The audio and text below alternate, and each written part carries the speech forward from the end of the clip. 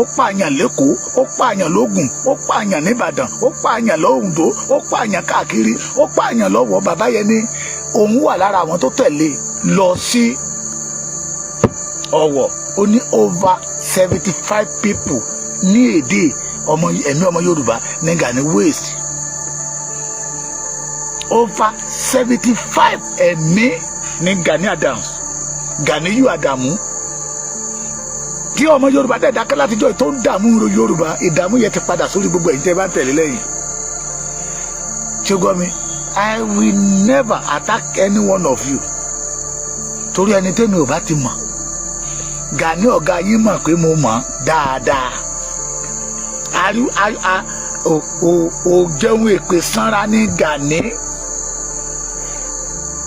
Tó ló ń wá intelligent, òun wà àánú àbọ̀. Ṣé mò ń bi léèrè? Ta ló kọ́ Gani ní ogun jíjà? That make him reject the work of a training police officers. Òfò ni gbogbo yín máa ṣe, òfò. Òfò lẹ́yìn àti Gani yẹn máa ṣe nílẹ̀ Yorùbá, ẹ máa pa Sunday gbẹ̀yìn ni. No more room for Gani.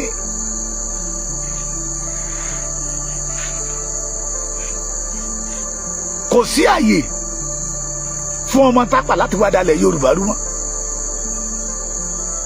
Kò sí àyè fún ọmọ Tápà láti wá máa jẹ gàba lé wa lórí mọ́. Mo máa ń tẹnu mọ́ nínú ọ̀rọ̀ mi.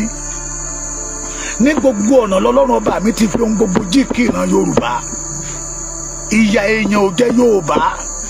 Nítọ́gbọ́n àwa la ní ti ìlàkàyè Ọlọ́run fi jí kí wa. Women's materials God give to the Yorùbás. Àti ṣe ta máa wá olórí ogun tó wá níwárí àwa sọdá sí Tápà.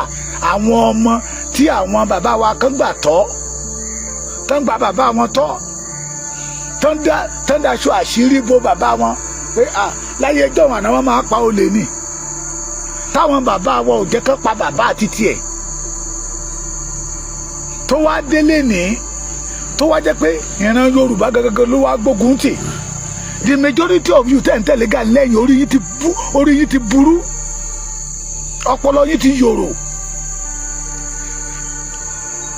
Tẹ́sán pé APC nígbà Gani Adams ní olè ní gbogbo yín olè gbàtẹ́ ẹ̀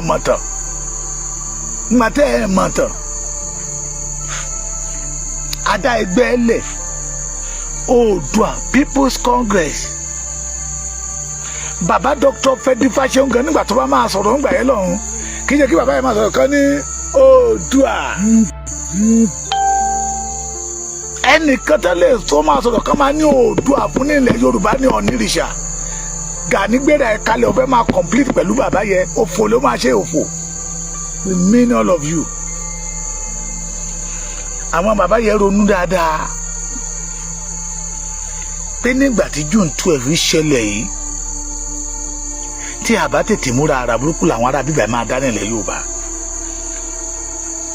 Wọ́n pẹ̀mọ̀ pọ̀, wọ́n porí pọ̀, wọ́n pa làákàyè pọ̀, wọ́n pọgbọ́n pọ̀. Wọ́n dá ẹgbẹ́ kan lẹ̀ tán pè ní Oòduà People's Congress fún ìjàngbara ilẹ̀ Yorùbá gẹ́gẹ́ bí ẹgbẹ́ akọ̀yà fún ìran Yorùbá. Bí àwọn bàbá wa láyé àtijọ́ tán pera wọn ní Àgbẹ̀kọ̀yà tán kọ̀yà fún àwọn àgbẹ̀. Wọ́n wá gbé ilé ìdíje ẹgbẹ́ akọ̀yà fún ìran Yorùbá. Ẹ̀yin tẹ́ ẹ bá wà lÉkòó 1994, 1995, 1996 kí wọ́n tó àtàkì ọmọ Yorùbá, àwọn yẹn máa rò pé ẹ̀ẹ̀mejì. Ṣùgbọ́n gẹ́rẹ́ táwọn bàbá yẹn gba ọmọ àtọ̀húnrìnwá ọmọ Tápà, ẹ̀mí Tápà wá yá, ó wá bẹ̀rẹ̀ sí ń ta gbogbo àwọn bàbá yẹn nípa torí pé ọmọ Tápà ni. Torí pé wọ́n pè kó wá jẹ́ youth leaders. He started blackmail. Gani good in the propagandas. Gani Adams good in the propagandas. Bàbá Dr. Fẹ́dí Fáṣẹ̀hùn ti lọ ń ṣòṣèlú ní ẹgbẹ́ oníjàngbara kó máa kọ̀yà fún ìran Yorùbá. Ó ti kó lọ sí PDP, wọ́n ti join PDP, wọ́n ti join wá. Because he want to make people believe in him. Làwọn èèyàn fi yàtìlẹ́yìn ó gbógun ti bàbá oníbàbá o. lára bàbá tó jáde ń jọ àná Adéṣọ̀kan ó wà lára àwọn tó gbé Gani lẹ́yìn. Bàbá kan jáde síta pé wọ́n jọ lọ sí Ọ̀wọ̀ ni, lára àwọn tó gbé Gani lẹ́yìn nìyẹn. At the end of the day bí Gani léèrè pé kí ló wá dọ̀dọ̀ Jonathan, bí Gani léèrè pé iṣẹ́ tó ń ṣe, owó tó ń ná, ilé iṣẹ́ wo ló dálẹ̀, business wo ló ṣe. Ó lọ ọwọ́ àwọn bàbá yẹn sẹ́yìn, ó sọ ẹgbẹ́ ajìjàgbara ilẹ̀ Yorùbá, ó sọ di ẹgbẹ́ business ara ẹ̀, he divide it to another place. Ẹ wá máa pè ní jagunjagun. Ọ̀rọ̀ yín ti cast, ọ̀rọ̀ yín ti ṣe kíni, ó ti cast afẹ́fẹ́ ti fẹ́. Ẹ̀yin tẹ́ ẹ bá tí mọ̀ pé Gani ń ṣe ọmọ Yorùbá, ẹ lọ wádìí ọ̀rọ̀ lọ́wọ́ àwọn àgbààgbà. Ẹ mọ̀ pé Gani yìí ṣe ara wa. Àwọn arigidi, bí mo ṣe máa ń sọ̀rọ̀ nísìnyí, ó pín arigidi sọ́nà méjì.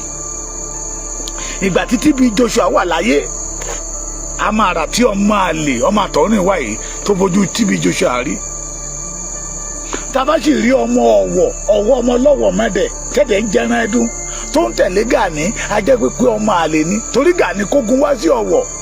Ọlọ́run ló ní kí àwọn ọmọ Ọ̀wọ̀ palace boy kan ṣàpù ju Gani lọ.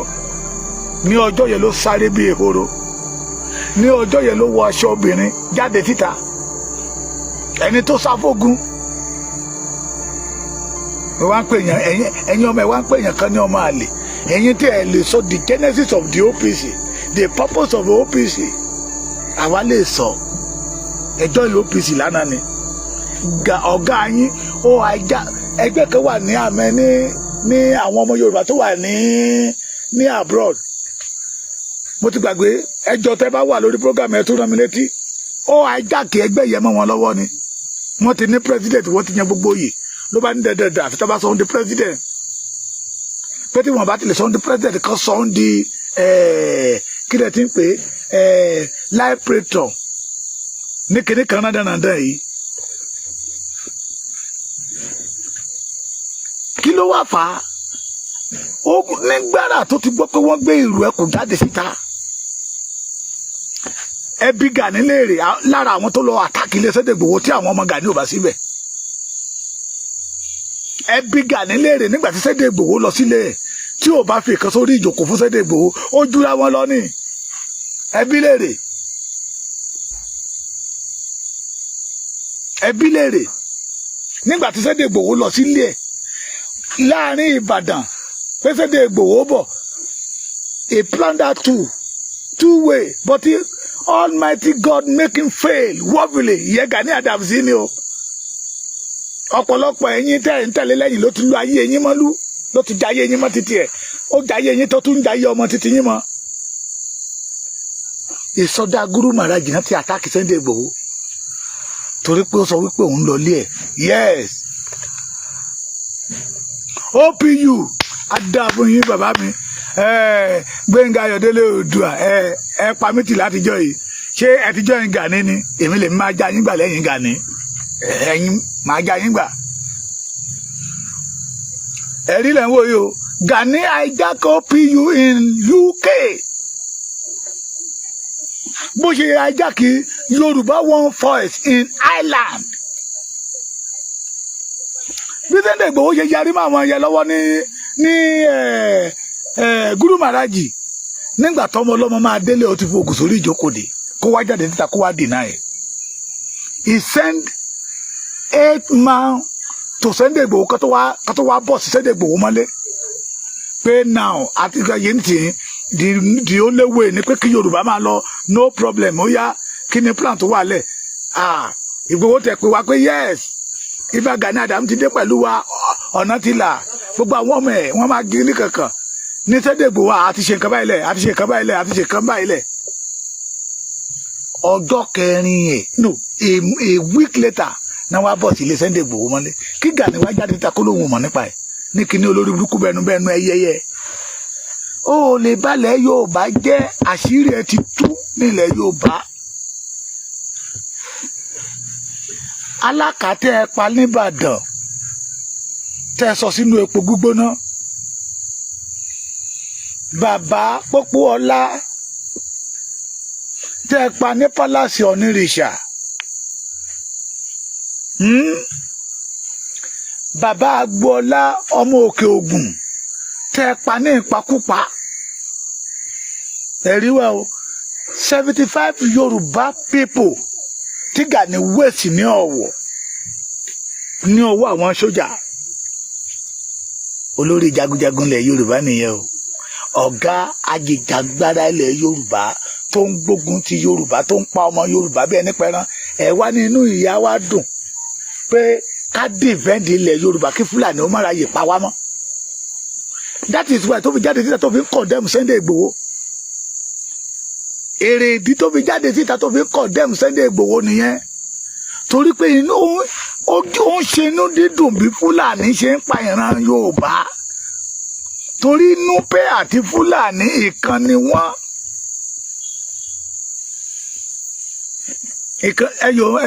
ẹ máa gbọ́ mi ẹ̀yin ọmọ Yorùbá, tẹ́ bá jọ wà ń bì kan, lóòótọ́ Yorùbá wọn ní Yorùbá máa ń gbẹ́ sí ara wọn, bọ̀ kò síbi tí ṣe ò sí. tí ẹ̀yin àti Yorùbá bá ṣe ń já, ẹ̀jẹ̀ yẹn sì máa sọ̀rọ̀. kò sí bí àjòjì ṣe máa fẹ́ràn yín ju Yorùbá ẹgbẹ́ yín lọ. Gani ò hùwà bí ọmọ àlè o, he proved to us that he is a genuine ọmọ tápà. èrè ìdí tó fi ń open ọ̀nà nílẹ̀ àwọn Fúlàní so they can be able to enter the Yorùbá land and starting ṣe ń tọ́yẹ kan ṣe fún ọ̀nà Yorùbá. But when they know that Sunday Igboho has come back, ìbànújẹ́ bá ọkàn Gani. mo ní wọ́n mọ̀, wọ́n gbàdúrà, wọ́n gbé gbogbo ọ̀nà kí Sunday Igboho mọ́ lórí ọ̀fẹ́ àti padà wálé. Yegede ojú tìyín. lẹ́nu ọjọ́ mẹ́ta yìí, àwọn màálù ètùtù tẹ́ lọ rì mọ́lẹ̀ torí Sunday Igboho. ipa tí a ń kó ṣe Bàrí Èkìtì, ipa tí a ń kó ṣe lásán ara ló fi ń san. gbogbo ẹbọ tẹ́gbẹ́ nítorí Májà, Sọ́là, Àdìsá, Ìgbòho ara ló fi ń san. kò sí Mùmú àti ọ̀dẹ̀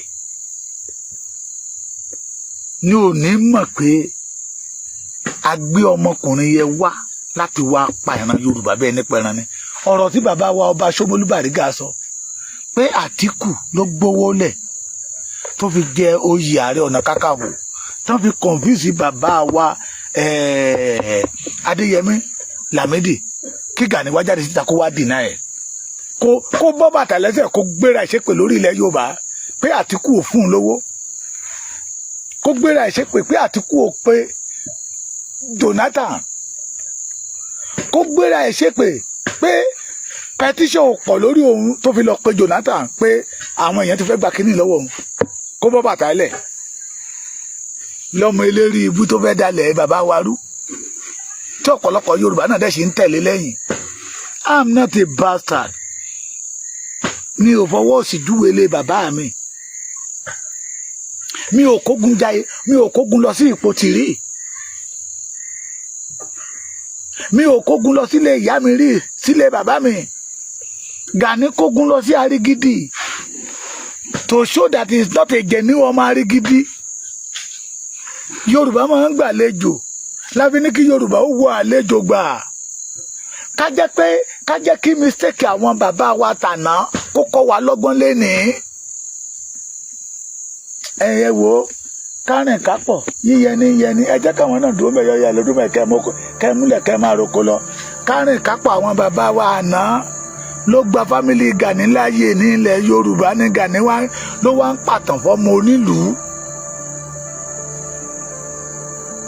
ní Gani sọ̀rọ̀ ẹ̀ di ọba ní ilẹ̀ Yorùbá. ọ̀pọ̀lọpọ̀ Yorùbá ò dé jókòó kẹ́rò. Gani was not a first Ààrẹ Ọ̀nà Kakanfò Ọ̀yọ́. kó má bàa bí àwọn ọmọ Ọ̀yọ́ nú Ààrẹ Ọ̀nà Kakanfò ilẹ̀ Yorùbá. He was not a second, third, kì í ṣe number 10, the 15th. ẹ bá wa bí Gani léèrè òpònú ẹlẹ́nu ṣùrùkù ọmọ Tápà Ààrẹ Ọ̀nà Kakanfò wo ló jẹ bàrẹ̀ jíròrò ló jẹ kí akọgun ajagunà ààrẹ ọ̀tún Bárẹ̀ Níyì Kakanfò oyè yẹn pọ̀ mo kọ́ síbi kan ẹ gbọ́ orúkọ oyè mi rádaràda pé nǹkan ti ṣe Yorùbá àwọn ààrẹ wo ló jẹ orú oyè bẹ́ẹ̀ àyè gba Tápà ó kọ́ lé ègúnú mọ́ wa lára abẹ́ ẹ̀gbọ́n mi bí àyè gba Tápà ó kọ́ lé ègúnú mọ́ wa lára ẹ̀yin òpònú tí ó jẹ́ pé títí Gani máa fi gbélé bàbá yín tà mọ́ yín lọ́wọ́ this now gbogbo àwọn àṣà wa tó ti parun ló ń gbé jáde síta he promote Yorùbá culture dídìrín níyìn kí ni wọ́n pè yín dídìrín you are a dídìrín di òpónú ṣé Kakanfò festival is part of our culture it's part of our heritage àbí Kakanfò day mo béèrè ni ẹ má bínú sáà o it is part of our culture kí olóyè ìlú gan ọ̀tún ìlú ò gbẹ́dọ̀ rí bá kábíyèsí lórí ìjókòó kó máa tẹ́wọ́ á dọ̀bálẹ̀ tán ni tí ò bá dọ̀bálẹ̀ tán kákò pé kábíyèsí go to Ọ̀wọ̀ go to Edo State go to the Ilé-Ifẹ̀ àwọn ọba tí ń gbàdọ̀bálẹ̀ ọba nìyẹn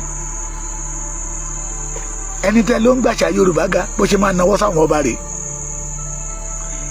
àti ẹ̀rí tó bá ń bọ̀ ní pátí ẹ mọ̀ pé ààrẹ jọ̀lọ́ọ̀bù ni àwọn ọba míì á tún máa dìde fún níbi tó báyé ìran Yorùbá jẹ́dẹ́ ẹni tẹ́ ló ń promote culture nìyẹn o tó ní oyè tó ń jẹ òun ò gbẹ́dọ̀ dọ̀bálẹ̀ fún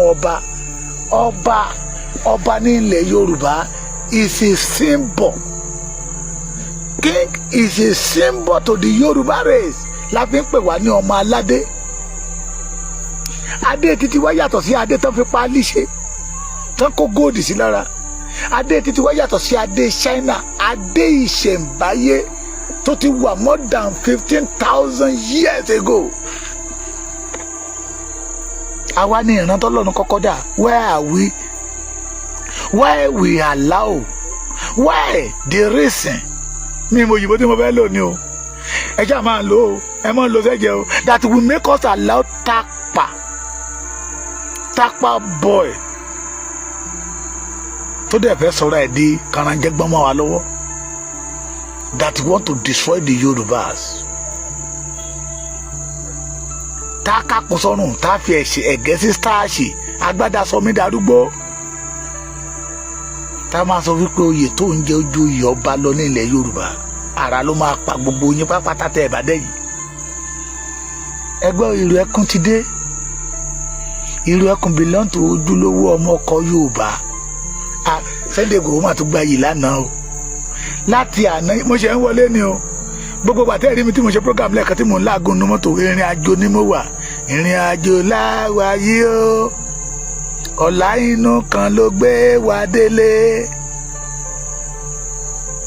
ibi tí a ti expect pé they can call us pé ẹ máa bọ̀ ẹ gbẹ́dọ̀ ṣe kínní lẹ́yìn wa ṣé ẹ ti yọ wá kò nínú Yorùbá ni àwọn ẹlòmíràn kò wà pé ṣé àwọn ò ṣe Èkìtì mọ́ ni ẹ ń ṣe kaba ẹ gbẹ́dọ̀ àwọn tó jẹ́ pé à ń bẹ̀bẹ̀ tẹ́lẹ̀ ká tó rí àwọn olóko tó wá ń bẹ̀ wá báyìí pé this thing belong to all of us.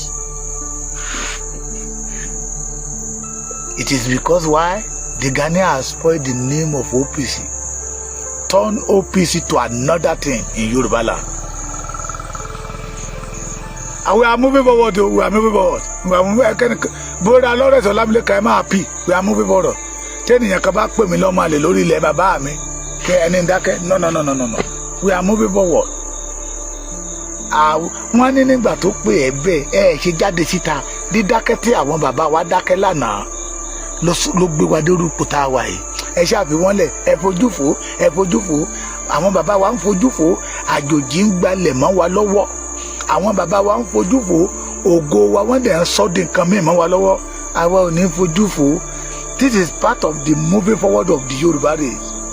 Tó bá dọjọ́ ọ̀la kò ní sí àyè fún àtọ̀húnrìn wa àwọn ọmọ àgbétọ́ àwọn ọmọ tápà àwọn ọmọ núpé kó wọn máa fẹ́ lá kó máa sọ̀rọ̀ ìdí èèyàn pàtàkì ní ilẹ̀ Yorùbá. Maybe the majority of you did not know that èèpo nínú àlìkámọ̀ ní Gani jẹ́ nínú ilẹ̀ Yorùbá. Èèpo gidi pọ́nbélé ní Gani.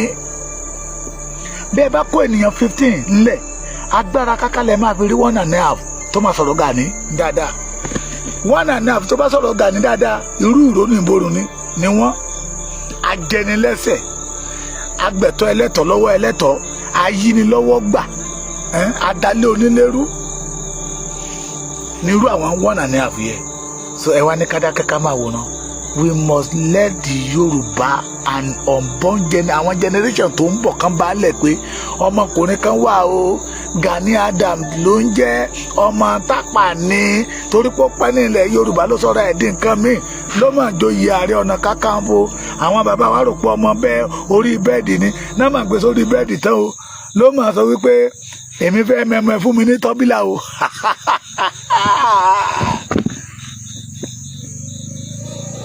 We must not keep quiet this time around. Torí ohun tó dára bá ti ń bọ̀ ní ilẹ̀ Yorùbá Gani will make sure pé ó attack ẹ̀. Ó fẹ́ sọ̀rọ̀ ẹ̀ di àfẹ̀mí. À ń bí léèrè níbo ló ti kọ́ṣẹ́ ogun jíjà. Ogun wo ni Gani jà ní ilẹ̀ Yorùbá? Ogun wo? A sọ nípa riot o OPC versus OPC Dr. Frederick fashion pẹ̀lú OPC Gani Adams fashion nìyẹn riot nìyẹn ìyẹ́ wọ́n gbé yẹ kalẹ̀ Gani gbé yẹ kalẹ̀ láti reduce population ọmọ Yorùbá ni torí pé ó fẹ́ jẹ oyè ó fẹ́ ṣẹ́rí ẹni tó bá fi agídí gòkè lójijì nírú wọn máa jábọ́ ó ṣe wá jẹ́ pé gbà tí Yorùbá bá ti rí nǹkan tó dára mo sọ fún èèyàn kan lénìí mo ní tó bá jẹ́ pé ó mọ̀ pé ìran Yorùbá máa láńtà ńlá kọjá ẹ lọ ó yẹ Ààrẹ Ọ̀nà Kakanfò yẹ kò ní gbà á ó júbà ehoro lọ́wọ́ 440 náà ló sá kúrò lọ́wọ́ 440 ó kúrò ní 220 440 láṣọ obìnrin ló wọ̀ so àwa ò ní sọ propaganda bó ṣe rí la ṣe máa sọ so I'm not a bastard. Mo dárúkọ ilé bàbá mi mo dárúkọ ìlú tí mo ti jáde wá ẹ lọ make investigation bẹ́ẹ̀ wọ́n sọ fún ẹ pé that boy is a complete genuine authentic Èkìtì man tó dẹ̀ sàn Èkìtì tẹ́kìtì bá ti rí pé olódodo lélẹ́yìí tó bá máa tẹ̀lé ẹ á tẹ̀lé ẹ tán ni ẹni bó bá jẹ́ ọba àlú ni mo rí tó tàsí àgẹ̀rẹ̀ sí Sunday Ìgbòho irú ọba bẹ́ẹ̀ máa fi mú ẹ̀fọn fèrè torí ẹni tọ́lọ́run ọba mìíràn ni ẹ̀yin náà wò ó 2001 2002 2003 2004 2005 gbogbo wa lámàrà táwọn Fúlàní dá nílẹ̀ Yorùbá ìyá mi ẹ̀kọ́ ọjọ́ mẹ́ta ìwà pẹ̀lú ẹwà yín ò ní bàjẹ́ láṣẹ Olódùmarè ìwà yín kò ní bà ẹwà yín jẹ́ bẹ́ẹ̀ ni ẹwà yín ò ní bà wà yín jẹ́ ọdún 5 ni Fúlàní fi ń ṣe wọ́n bó ṣe wù wọ́n Gani máa ń travel lọ sí France tó tún lọ ń ṣe àwọn tó tún lọ ń bá àwọn OPU ń bẹ ó máa ń travel káàkiri lọ ń gba dọ́là káàkiri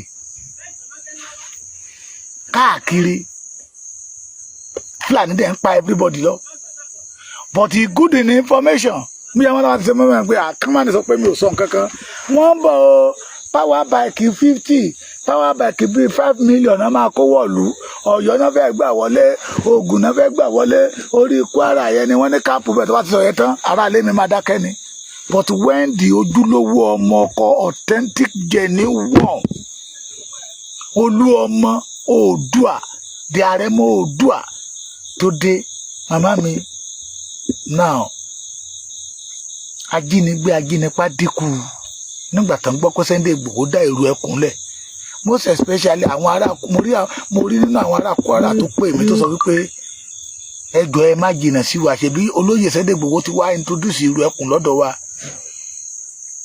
Amúnibú ni ẹran bí ẹni, àwọn ọmọ Ìlọrin tó ń bínú Gani ló fà á, torí pé olórí burúkú ni ẹni títí ẹ ti jóná ni, tó ń kóná mọ́ tẹni ẹlẹ́ni, tó ń ṣe kí ni, tó ń kóná mọ́ tẹni ẹlẹ́ni. Yes, ẹ ṣe jẹ́ ẹ ṣe bàbá mi 2021 to 2025. Yes.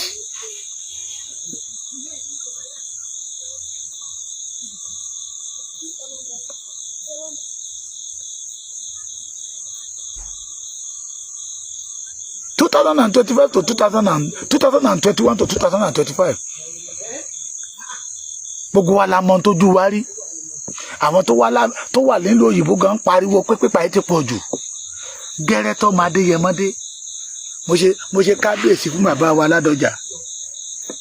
Oyin wọ̀lú, ayọ̀ wọ̀lú, ògo wọ̀lú, ìdùnnú wọ̀lú, ṣúgà gan wọ̀lú.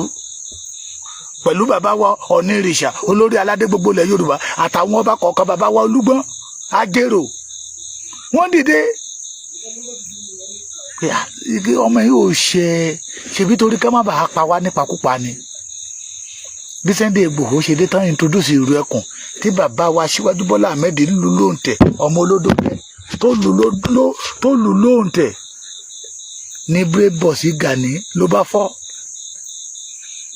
Ní brébọ̀sì ẹ̀ bá kó virus. Rárá o, tó bá máa jáde, tẹ́ bá gbọ́ nínú Kakanfò Day tó ṣe kọjá, ó ní they have turned security to politics. Wọ́n ti ń fi ọ̀rọ̀ òṣèlú sí ọ̀rọ̀ security ilẹ̀ Yorùbá. Ẹ bi Gani léèrè kí ló mọ̀ nípa security. Kí ni pàtì ẹ from 2021 to 2025 kí Sunday Igboho tó dé? Tí wọ́n bá lè ro security pẹ̀lú òṣèlú, kán ro òṣèlú mọ́ security.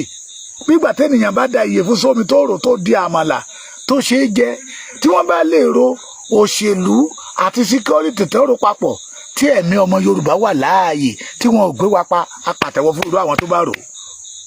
Kì í ṣe ẹni kó máa sọ wípé we must strategize, we must strategize, we must strategize, we must strategize. Pé ká lọ máa wá 20 billion wá tí wọ́n dẹ̀ ń pa ìran Yorùbá tí ò rí kankan ṣe sí. Òfò ní gbogbo yín máa ṣe, òfò lómi ẹ̀fọ́ ṣe. Ojú ti là, àwa ọmọ ọkọ ò ní gbà. Ojú ti là. The agent of destroyer ní Gani jẹ́ ní ìran Yorùbá. Agbé Gani kalẹ̀ láti wá ba ìran Yorùbá jẹ́ ni. Torí nínú ìbàjẹ́ yẹn lòun ti rí owó.